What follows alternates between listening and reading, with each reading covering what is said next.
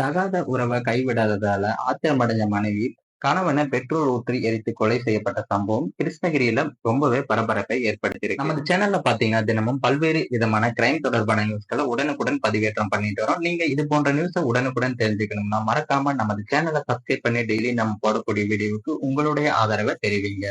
கிருஷ்ணகிரி மாவட்டம் காவேரிப்பட்டணம் அருகே திம்மாபுரம் ஊராட்சி கிராமத்தை சேர்ந்தவர் ரங்கசாமி. இவருக்கு பாத்தீங்கன்னா 45 வயது ஆகுது. இவர் ஒரு கூலி தொழிலாளி.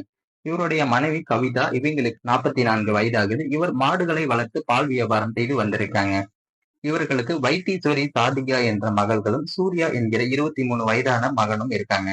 வைத்தீஸ்வரிக்கு பாத்தீங்கன்னா திருமணமாகி இருக்கு. சாதிகா கல்லூரியில் படித்து வராரு. இந்த நிலையில ரங்கசாமிக்கும் தருமபுரி மாவட்டம் காரியமங்கலத்தை சேர்ந்த மஞ்சுளா என்பவருக்கும் கள்ள தொடர்பு இருந்திருக்கு. இதனால தம்பதிக்கு இடையே தகராறு ஏற்பட்டு வந்திருக்கு. கடந்த 3 மாதங்களுக்கு முன்பு வேலைக்கு சென்ற ரங்கசாமி வீட்டிற்கு வரல. கடந்த 2 நாட்களுக்கு முன்னாடி வீட்டுக்கு வந்திருக்காரு. அன்றைய நாள் இரவு 7 மணிக்கு பாத்தீங்கன்னா கவிதா மார்க்கெட்டுக்கு சென்று விட்டு வருவதா சொல்லிட்டு நீண்ட நேரமாகியும் அவர் வீட்டுக்கு வரல. இதனால அவர்களோட பிள்ளைகளான சூர்யாவும் அவரது தங்கை சாதிகாவும் சாப்பிட்டு கதவை தாப்போலிட்டு தூங்கிட்டாங்க.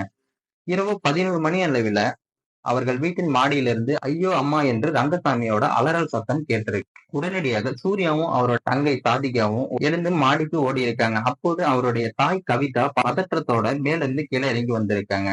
இதையடுத்து மாடிக்கு சென்று உடனே பார்த்திருக்காங்க. ரங்கசாமி அங்க பாத்தீங்கன்னா உடல்ல பெட்ரோல் ஊற்றப்பட்டு தீப்பற்றி எரிந்து கொண்டிருக்காரு. உடனடியா பாத்தீங்கன்னா ரங்கசாமியை மீட்டு அரசு மருத்துவக் கல்லூரி மருத்துவமனைக்கும் அந்த பிள்ளைங்க சேர்த்திருக்காங்க.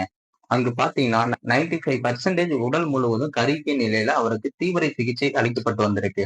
ஆனாலும் சிகிச்சை பலனின்றி நேற்று காலை உயிரிழந்திருக்காங்க. இது குறித்து மகன் சூர்யா காவேரிப்பட்டணம் காவல் நிலையத்தில் அளித்த புகாரின் பேரில் போலீசார் வழக்கு பதிவு செய்து தலைமறைவாக உள்ள கவிதாவை தேடி வருகிறாங்க.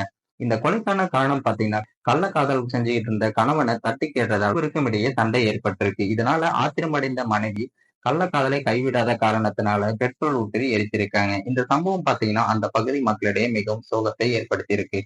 மேலும் இது போன்ற வீடியோக்களை உடனுக்குடன் காண மறக்காம நமது சேனலை சப்ஸ்கிரைப் பண்ணி டெய்லி நம்ம போடக்கூடிய வீடியோவுக்கு உங்களுடைய ஆதரவை தெரிவிங்க.